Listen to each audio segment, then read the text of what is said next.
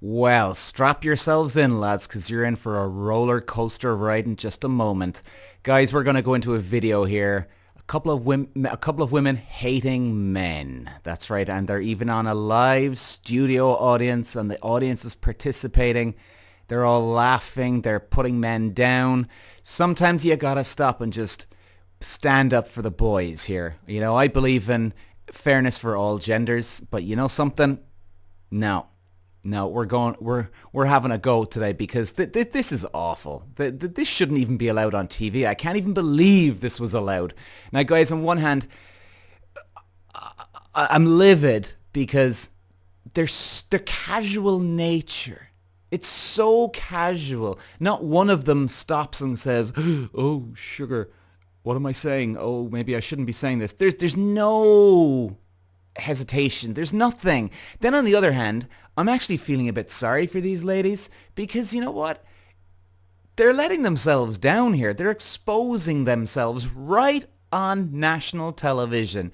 And to do that, are you really sleeping well at night? I mean, someone's got to step in here, lads. I mean, if men did this, which, hey, by the way, I know there's a lot of guys that are bad guys out there, and there's a lot of women that are bad out there. And you know what? And I'm sure there's plenty of men that rip into women too as well, right? But you know, if you're not one of these people, man or woman, you're really sleeping properly at night, going on these kind of TV shows.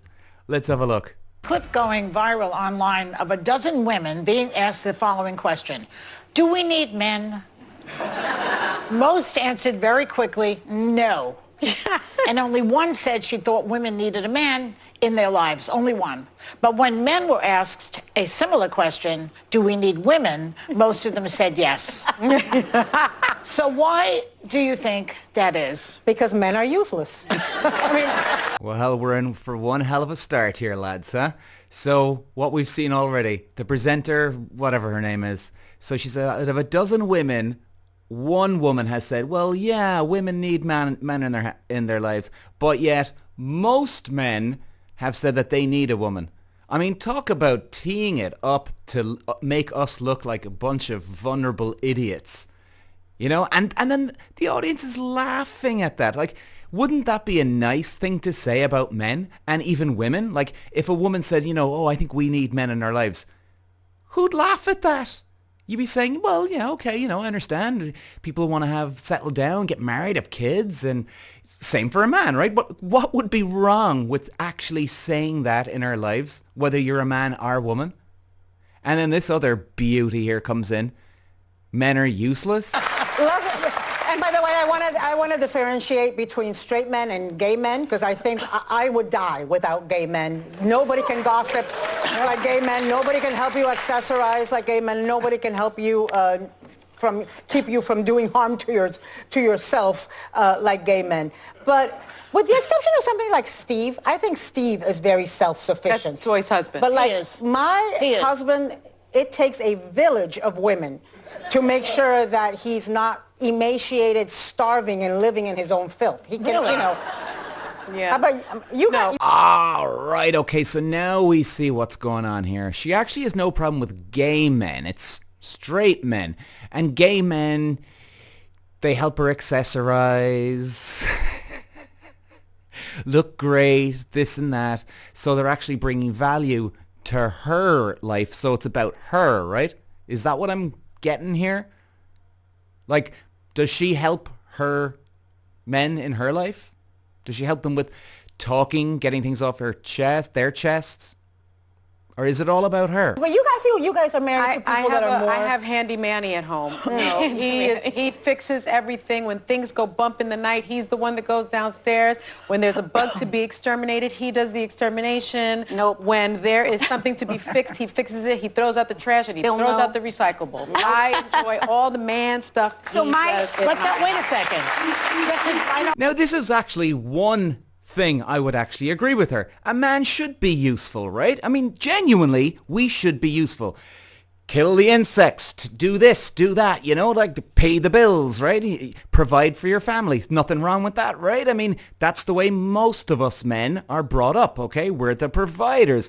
But what's she doing for him? You see, this is what gets me, man. And I see this on my dating channel all the time. I see both men and women bitching and moaning about the other gender, right? Oh, there's no good men out there. There's no good women out there. But yet, if you ask them one simple question, well, hang on a second. What do you do for your guy, your husband, your girlfriend, your wife?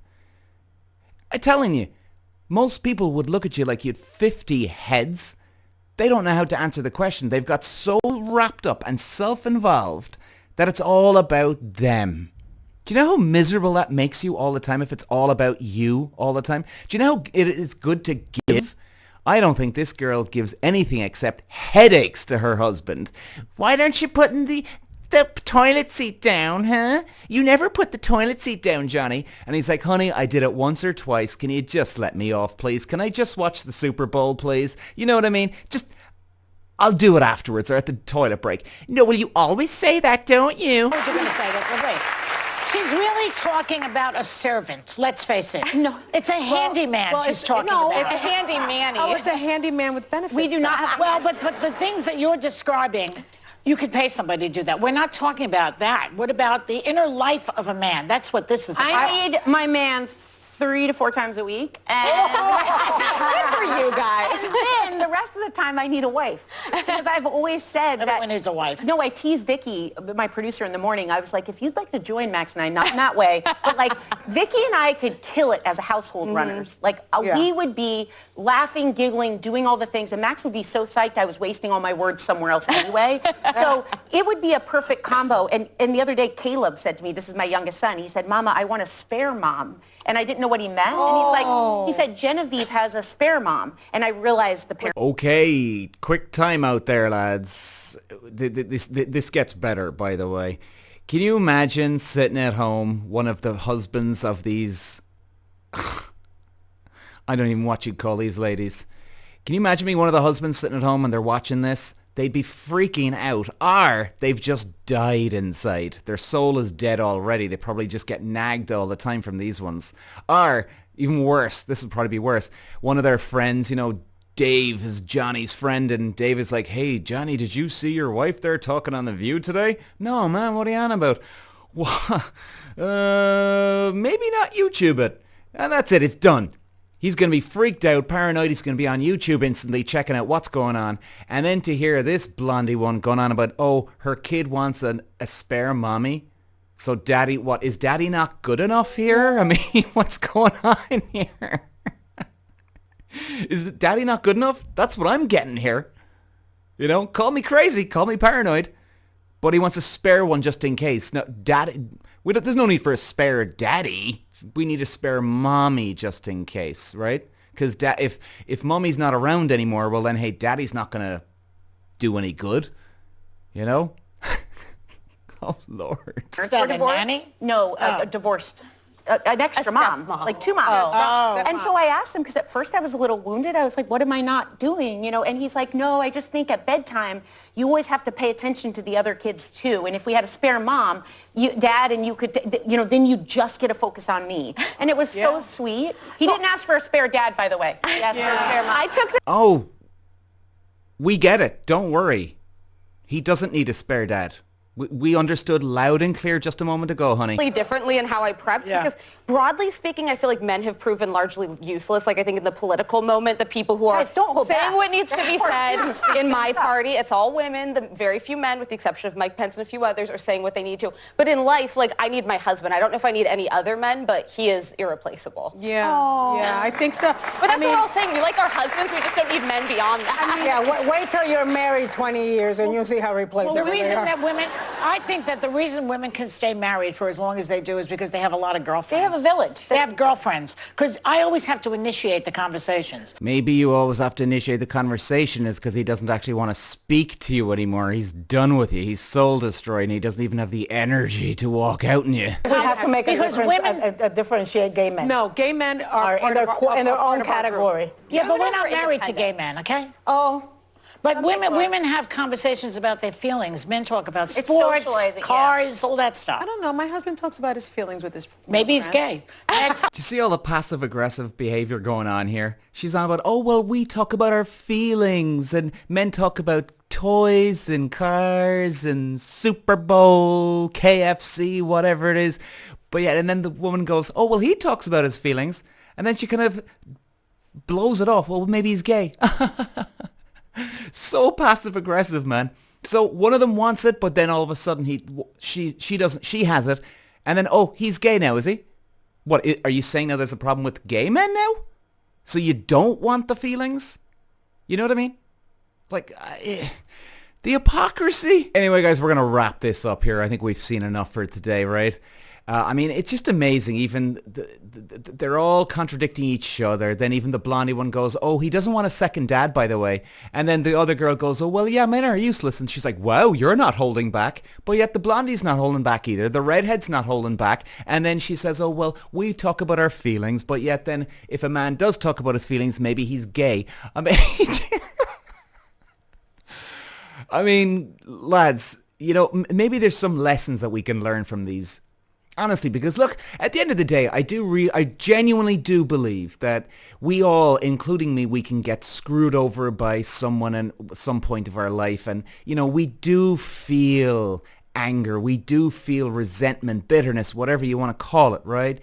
And, you know, you can feel it and you're not thinking clearly. But we need to look on the positive because, honestly, these women sound like women that have been just worn down, or they've worn themselves down by wearing the husband down, you know? And I do see that a lot. And a man can be the same, by the way. But I'm speaking about these women.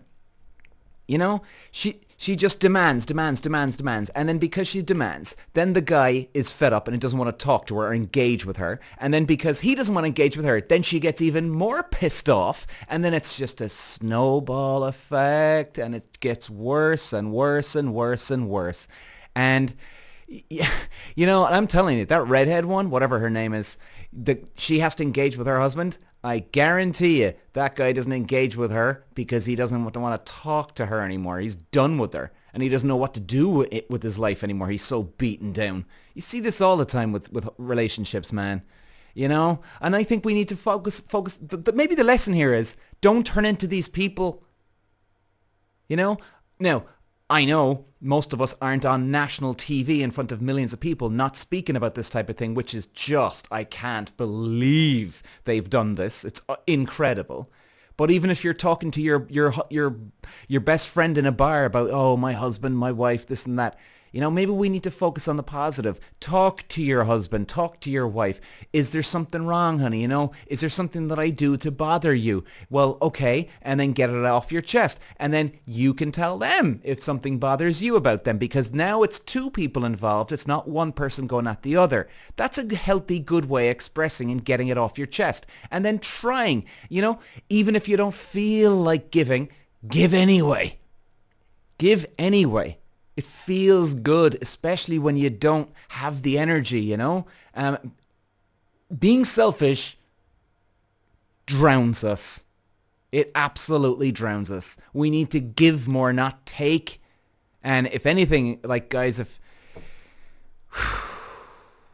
I would hate for the day if I ever if I ever turned into these women. I'd hate it. I'd absolutely hate it. Anyway, guys, hopefully we've learned something here today. You know, that we shouldn't be like this.